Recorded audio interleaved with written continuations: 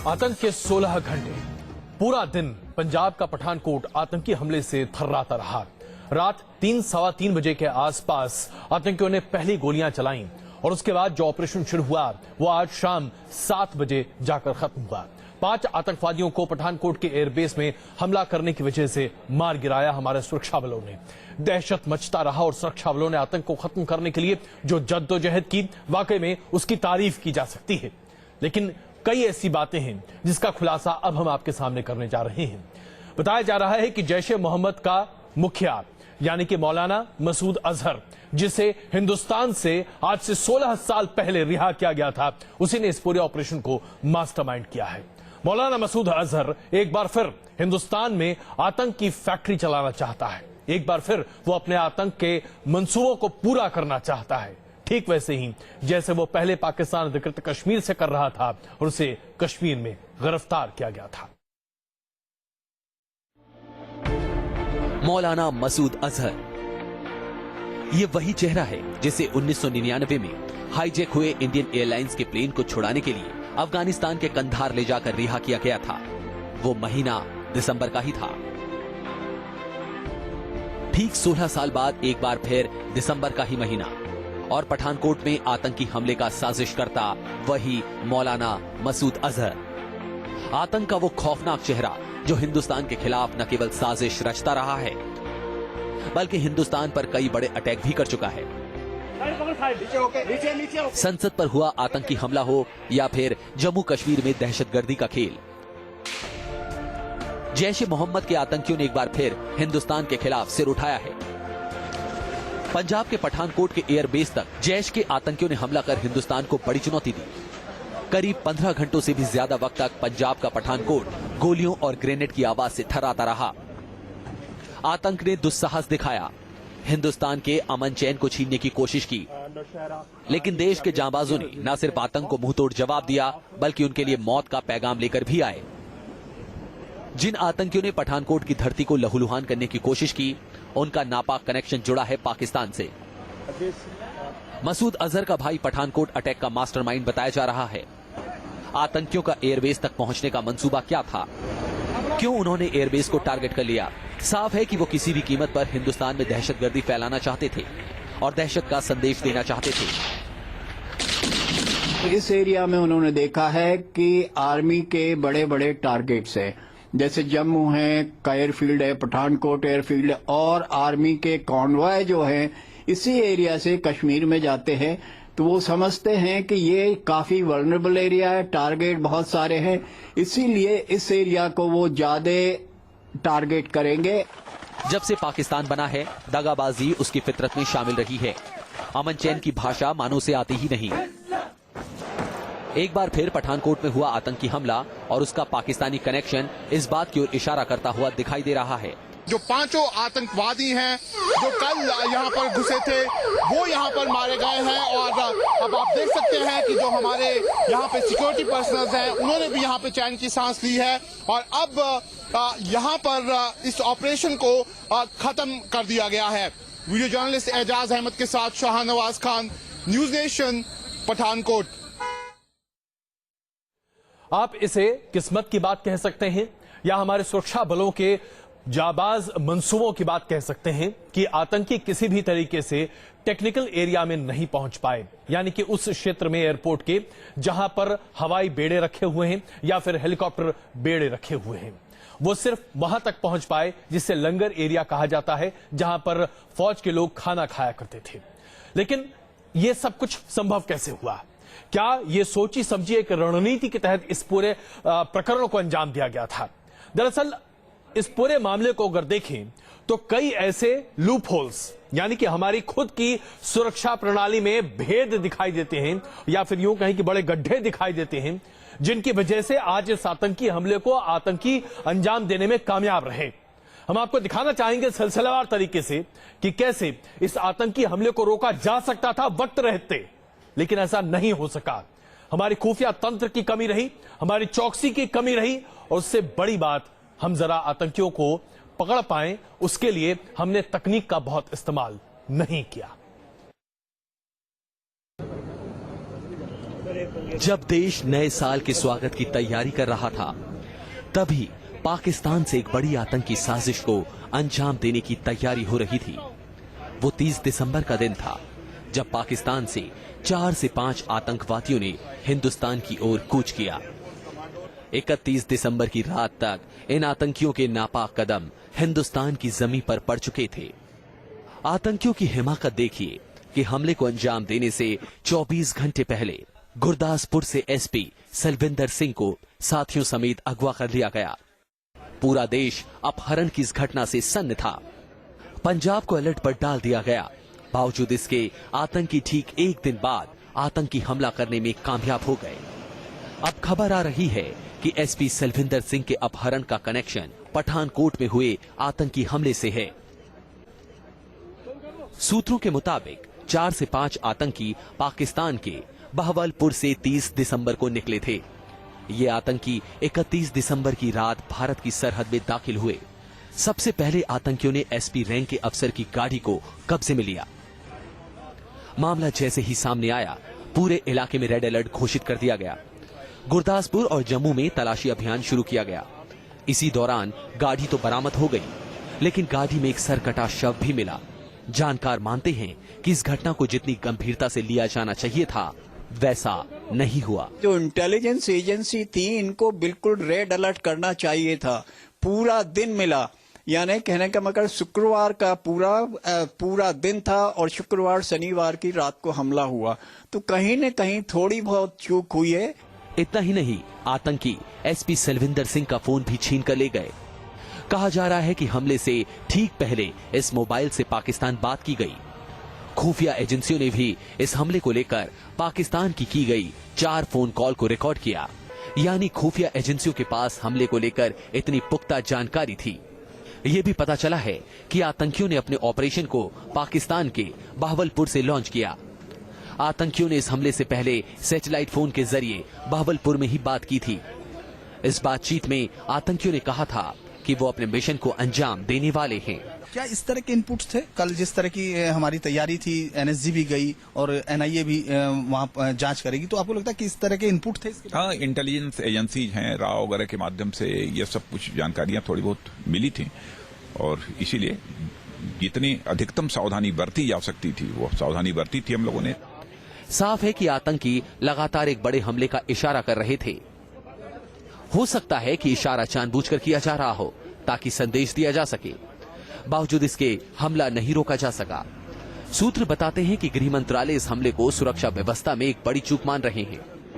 SP rank के अधिकारी की स्टिकर वाली गाड़ी अगवा होने के बाद मामला और भी गंभीर हो गया था। लेकिन माना जा रहा है कि गाड़ी बरामद होने के बाद से सुरक्षा एजेंसियां सुस्त पड़ गईं, जिसकी वजह से आतंकियों को पठानकोट तक पहुंचने का मौका मिल गया। आपको बता दें कि संसद पर हमले के लिए भी जैश-ए-मोहम्मद के आतंकियों ने सफेद रंग के स्टिकर लगी गाड़ी का इंतजाम किया था। लेकिन हैरानी की बात यह है कि उस घटना को याद नहीं रखा गया। पठानकोट से शहनवाज खान के साथ टीम न्यूज नेशन। लापरवाहियों की कुछ बानगी हमने आपके सामने पेश की, लेकिन ये यहीं खत्म नहीं होती हैं।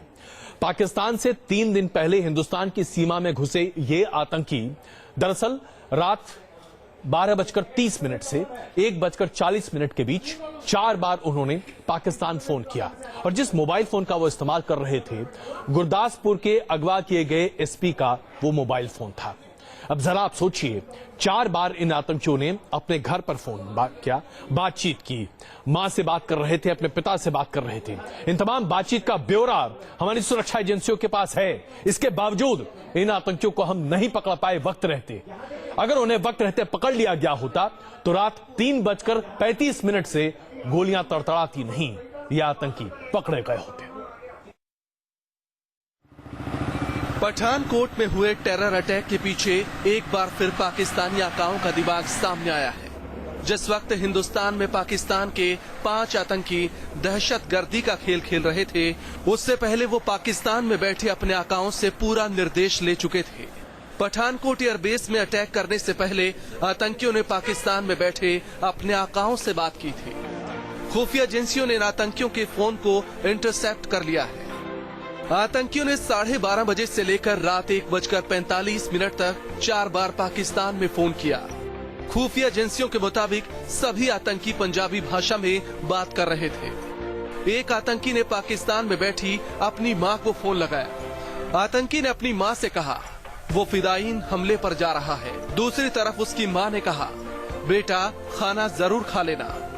इतना ही नहीं, बाकी 3 आतंकियों ने पाकिस्तान में बैठे आतंकियों से बात की। बताया जा रहा है कि ये कॉल बहावलपुर में की गई, जहां आतंकी मसूद अजहर मौजूद था।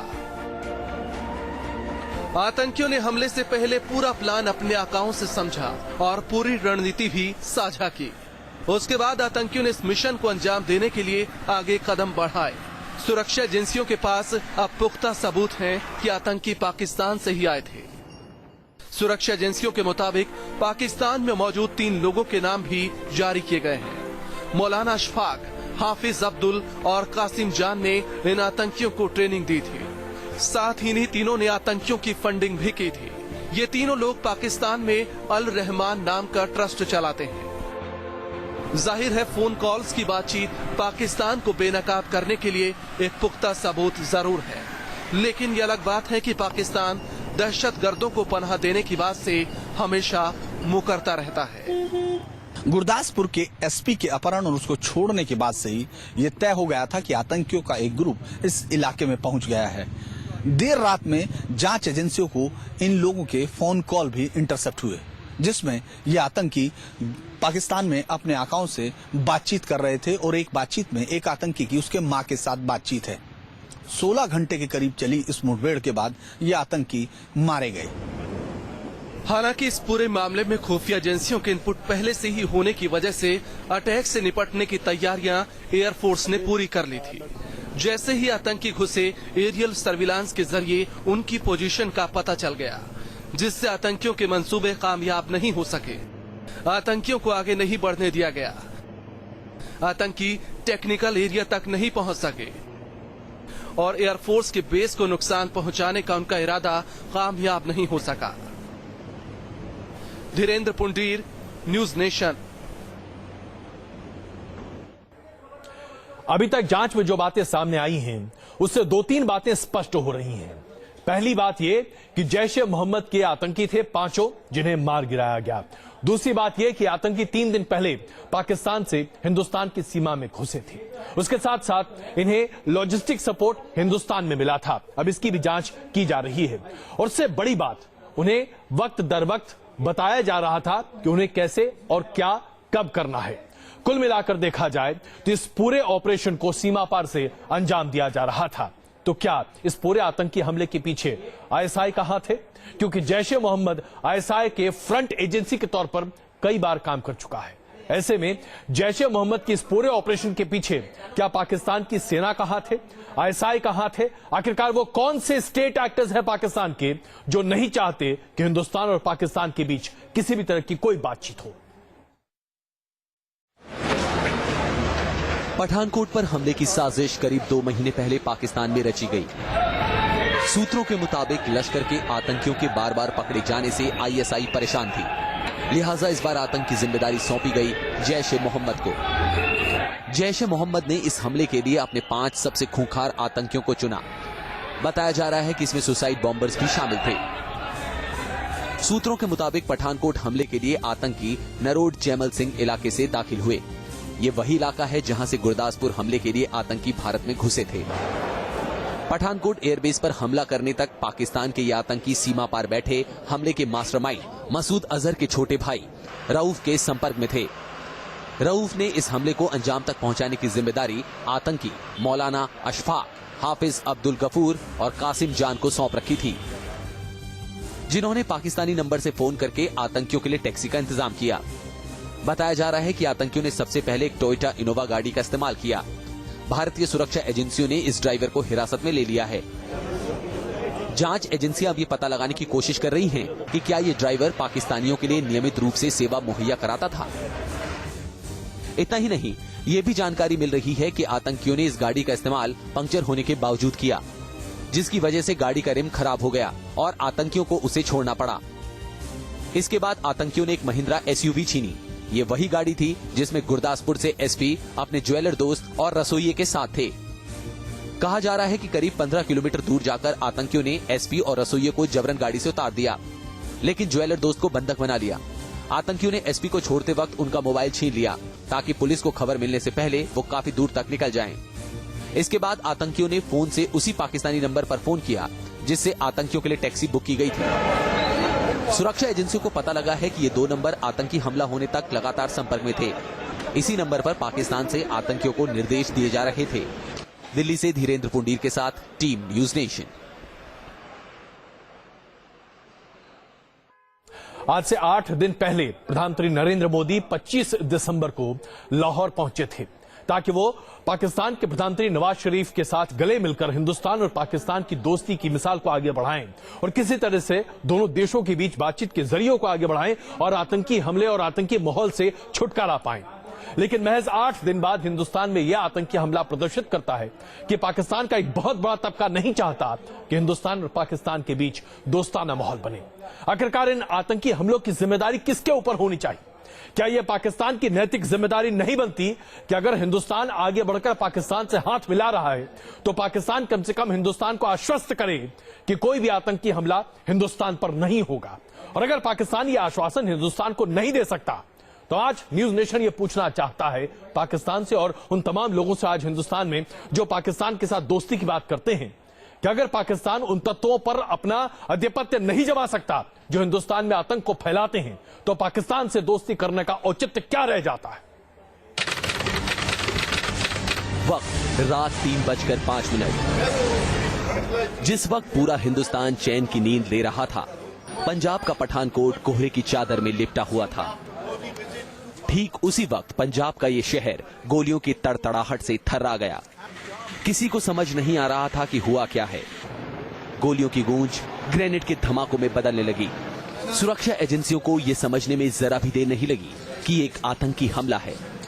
हमला भारत की सबसे संवेदनशील जगहों में से एक पठानकोट एयरबेस पर हुआ था। यह हिंदुस्तान की वो जगह थी जो सामरिक लिहाज से काफी अहम है।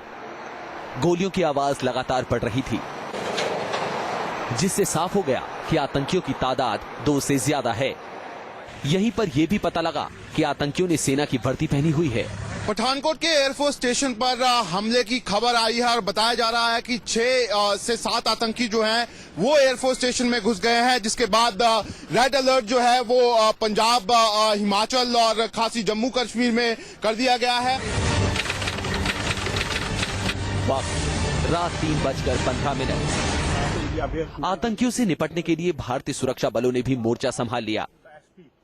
बताया जा रहा है कि आतंकी एयरबेस के गेट पर आत्मघाती हमला करने की कोशिश कर रहे हैं। उनके हाथ में ग्रेनेड और लाइट मशीन गन थी, इसलिए सुरक्षा बलों की कोशिश थी कि आतंकियों को गेट के करीब पहुंचने से रोका जाए। तभी एक आतंकी ने ग्रेनेड का धमाका किया। सुरक्षा बलों की पोजीशन ऐसी थी कि आतंकियों को निशाना बना पाना आसान नहीं था। दोनों तरफ से करीब 1.5 घंटे तक अंधाधुंध फायरिंग हुई। वक्त सुबह 4:45। आतंकियों और सुरक्षा बलों के बीच एनकाउंटर चल ही रहा था, तभी सिक्योरिटी फोर्सेस को पहली कामयाबी मिली। जवानों ने AK-47 से गोलियां बरसा रहे एक आतंकी को मार गिराया। हालांकि 20 मिनट के भीतर खबर आई कि आतंकियों से मोर्चा लेते हुए 2 जवान भी शहीद हो गए। एक आतंकी के मारे जाने के बाद गोलीबारी कुछ देर के लिए थम गई, लेकिन 10 मिनट पर फिर से गोलियां गूंजने लगी। सुबह 5:35 पर सुरक्षा बलों ने एक और आतंकी को मार गिराया। लेकिन यह भी खबर आई कि आतंकी एयरफोर्स बेस के अंदर घुस गए हैं। एयरफोर्स बेस के अंदर मिग विमान खड़े थे। आतंकी विमानों को नुकसान पहुंचा सकते थे, लिहाजा आतंकियों के खात्मे के लिए NSG को बुला लिया गया। फिलहाल अभी भी सर्च ऑपरेशन जो है वो लगातार जारी है और आप देख सकते हैं कि यहाँ पर पंजाब पुलिस के जवान जो हैं वो यहाँ पर तैनात हैं और साथ ही यहाँ पर एयरफोर्स के जो कमांडोज हैं उनको भी यहाँ पे तैनात किया गया है और पूरा इलाका इस समय सील किया गया है। वक्त सुबह 7:30। NSG के जवानों ने एयरफोर्स बेस पर मोर्चा संभाल लिया। एयरफोर्स और आर्मी के हेलीकॉप्टर्स लगातार एयरफोर्स बेस के ऊपर उड़ने लगे। आतंकी अत्याधुनिक हथियारों से लैस थे। सुरक्षा बलों ने आतंकियों को एयरबेस के डोमेस्टिक एरिया में उलझाया हुआ था। ताकि काउंटर टेररिज्म टीम और एयरफोर्स गार्ड्स को मौके पर पहुंचने का वक्त मिल सके। इसी दौरान एक सिविलियन गोली लगने से घायल हो गया। वक्त सुबह 8:45। ये वो वक्त था जब सुरक्षा बलों को दूसरी बड़ी कामयाबी मिली। सुरक्षा बलों की जवाबी कार्रवाई में 2 और आतंकी मारे गए। हालांकि गोलीबारी का सिलसिला तब भी नहीं थमा। इसके बाद सुबह करीब 9:30 बजे 4 आतंकियों के मारे जाने की खबर आई। आप देख सकते हैं लगातार यहाँ पर सर्च कर रहा है और लगातार आप देख सकते हैं फायरिंग हो रही है। इस समय फायरिंग की आवाजें यहाँ पे साफ सुनी जा सकती हैं। लगातार फायरिंग का सिलसिला जो यहाँ पर जारी है और यही जो हम आपको लोकेशन दिखा रहे हैं, यहीं पर पाकिस्तान से जो ये आतंकी आए हुए हैं वो यहाँ पर लगातार फायरिंग कर रहे हैं। शाम करीब 4 बजे तक फायरिंग धीमी हो गई, जिससे सुरक्षा एजेंसियों को अंदाजा लग गया कि आतंकी 1 या 2 की संख्या में रह गए हैं। सर्च ऑपरेशन यहाँ पे किया जा रहा है। आतंकी अंदर मौजूद है, उसको मार गिराया गया है, नहीं मार गिराया गया है, इसके बारे में अभी कुछ नहीं कहा जा सकता और ये ऑपरेशन अभी भी लगातार 6 बजे जारी है। करीब 15 घंटे से ज्यादा चले एनकाउंटर के बाद सुरक्षा बलों को बड़ी कामयाबी मिली और सभी आतंकियों को मार गिराया गया। पठानकोट से शहनवाज खान के साथ टीम न्यूज नेशन। पिछले कुछ सालों में हम लगातार लश्कर तैयबा की चर्चा करते रहे हैं, हाफिज सईद और जमात उद दावा की चर्चा करते रहे हैं, लेकिन लश्कर तैयबा के साथ साथ जैश ए मोहम्मद को हमने दरअसल जरा पीछे छोड़ दिया था। लेकिन जैश ए मोहम्मद एक ऐसा आतंकी संगठन है जिसने 2001 में भारतीय संसद पर हमला किया था और वहां यकीन मानिए लड़ाई हो सकती थी हिंदुस्तान और पाकिस्तान के बीच में, जिस तरह से 10 महीनों तक सीमा पर भारतीय फौज डटी हुई थी। इसके बावजूद जैश ए मोहम्मद का वो आतंकी यानी कि मौलाना मसूद अजहर हिंदुस्तान पर एक बार फिर आतंक फैलाने वापस आया दिसंबर के महीने में। इसे आप महज इत्तेफाक नहीं कह सकते। 1999 में दिसंबर के महीने में ही जैश ए मोहम्मद के इस सबसे बड़े आतंकवादी यानी कि मौलाना मसूद अजहर को रिहा किया गया था और दिसंबर के महीने में ही उसने इस आतंकी ऑपरेशन को अंजाम देने की सोची। यानी 16 साल बाद मौलाना मसूद अजहर ने इतिहास को एक बार फिर से रचने की कोशिश की। पठानकोट में आतंकियों की खौफनाक साजिश भले ही कामयाब नहीं हो सकी, लेकिन आतंकियों की दहशत से कई घंटे तक पूरे शहर में इसी तरह अफरा तफरी मची रही। आतंकियों ने जिस तरह इस पूरी वारदात को अंजाम दिया, उसमें जैश के आतंकियों का तरीका साफ नजर आया। सेना की वर्दी पहनकर आतंकी एयरबेस तक जा पहुंचे और अंधाधुंध फायरिंग शुरू कर दी। खुफिया एजेंसियों को ये पुख्ता खबर मिली है कि पठानकोट में हुए आतंकी हमले के पीछे जैश ए मोहम्मद के आतंकियों की साजिश थी। बताया ये भी जा रहा है कि पठानकोट के एयरबेस पर हमला करने वाले आतंकियों ने पाकिस्तान के बहावलपुर में सैटेलाइट फोन के जरिए बातचीत की थी। सूत्रों के मुताबिक अजहर मसूद बहावलपुर में ही रहता है। वो जैश के आतंकियों को ट्रेनिंग देता है। एजेंसियों को शक है कि आतंकियों ने मसूद अजहर से ही बातचीत की थी। ये बातचीत कोडवर्ड में हुई थी। जैश ए मोहम्मद का हाथ माना जा रहा है। जैश ए मोहम्मद का हाथ होने की संभावना को हम नकार नहीं सकते, इस पॉसिबिलिटी को रूल आउट नहीं किया जा सकता है। इतना ही नहीं, आतंकी वारदात वाली जगह पर एक कागज का टुकड़ा भी मिला है जिसमें जैश लिखे होने की बात कही जा रही है। सुरक्षा एजेंसियों के सूत्रों की माने तो पाकिस्तान के ISI के साथ नवंबर में जैश, हिजबुल मुजाहिदीन और लश्कर तैयबा के साथ मीटिंग भी हुई थी। इसके बाद एक और मीटिंग दिसंबर के पहले हफ्ते में हुई थी जिसमें भारत के खिलाफ हमले की जिम्मेदारी जैश ए मोहम्मद को दी गई थी। कहा यह भी जा रहा है कि इस ऑपरेशन के पीछे रऊफ रजा का हाथ हो सकता है। इतना ही नहीं, खुफिया जानकारी के मुताबिक जिस दौरान आतंकी संगठनों के साथ ISI की मीटिंग हुई, उस वक्त पठानकोट में आतंकी हमले की कहानी भी लिखी गई। वहाँ आर्मी डिक्टेशन देती है कि आगे बढ़ने के लिए। अब आर्मी का रवैया क्लियर हुआ नहीं है। आज के अटैक के बाद जो इक्विपमेंट ये लेके आए उससे जाहिर हो जाएगा कि पाकिस्तान की सिक्योरिटी फोर्सेस कितनी हद तक इनका साथ दे रही थी। जानकारों की माने तो जैश ए मोहम्मद को पाकिस्तानी खुफिया एजेंसी ISI का पूरा समर्थन मिला हुआ है। लश्कर और दूसरे आतंकियों के नाकाम होने पर इस वक्त जैश ए मोहम्मद पाकिस्तानी खुफिया एजेंसियों की आंखों का तारा बना हुआ है। आईएसआई जैश ए मोहम्मद के संगठन को न केवल फंडिंग करती है बल्कि हर मौके पर उसका साथ भी देती है। इतना ही नहीं, पाकिस्तान के बहावलपुर में जैश ए मोहम्मद का सरगना अजहर मसूद आतंकियों को ट्रेनिंग देता है और इस काम में उसे पाकिस्तानी सेना का भी पूरा साथ मिलता है। पीओके में भी जैश ए मोहम्मद ने अपने संगठन को और मजबूत कर दिया है। बहरहाल एनआईए समेत कई एजेंसियां इस हमले की जांच में जुटी है, लेकिन जैसे जैसे जांच आगे बढ़ती जा रही है, जैश का आतंकी कनेक्शन भी गहराता जा रहा है। लश्कर-ए-तैयबा और हिजबुल मुजाहिदीन के कई नापाक इरादों को हिंदुस्तानी जांच एजेंसियों ने फेल कर दिया। लश्कर के कई ऑपरेशन हिंदुस्तानी जांच एजेंसियों के सामने दम तोड़ गए और इस बात से पाकिस्तानी जांच एजेंसियां एक बार फिर वापस लौटी जैश के पास। और पहली बार पिछले साल सितंबर में एक बड़ी मीटिंग बुलाई गई जिसमें जैश ए मोहम्मद, हिजबुल मुजाहिदीन और लश्कर की एक ज्वाइंट मीटिंग ली गई, जिसमें कहा गया कि हिंदुस्तान पर हमलों की जिम्मेदारी फिर से जैश को दी जाती है। इसके बारे में हिंदुस्तानी जांच एजेंसियों ने नवंबर के आखिरी हफ्ते में भी एक मीटिंग का जिक्र कर अलर्ट जारी किया था, जिसमें जैश को हिंदुस्तान में अगले 1 महीने में हमले करने की जिम्मेदारी दी गई थी और इसकी पूरी जिम्मेदारी दी गई मसूद अजहर के छोटे भाई रऊफ को। वीडियो जर्नलिस्ट कमल के साथ धीरेन्द्र पुंडीर, न्यूज नेशन, दिल्ली।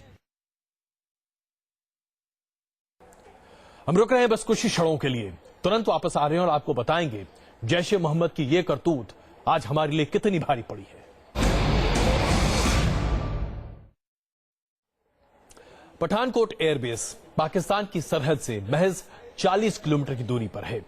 इस एयरबेस के महत्व को आप इस कदर से समझ सकते हैं कि 1965 और 1971 की लड़ाई में इसी एयरबेस का इस्तेमाल कर भारतीय वायुसेना ने अपने लड़ाकू विमानों से पाकिस्तान की फौज के दांत खट्टे कर दिए थे। यह पहला मौका है जब हिंदुस्तान में किसी एयरबेस पर आतंकियों ने चढ़ाई की है और उन्होंने चुना पठानकोट का ये एयरबेस। इसके महत्व को समझते हुए हम इस बात का अंदाजा लगा सकते हैं कि आतंकियों के मंसूबे आज कितने परवान चढ़े हुए हैं।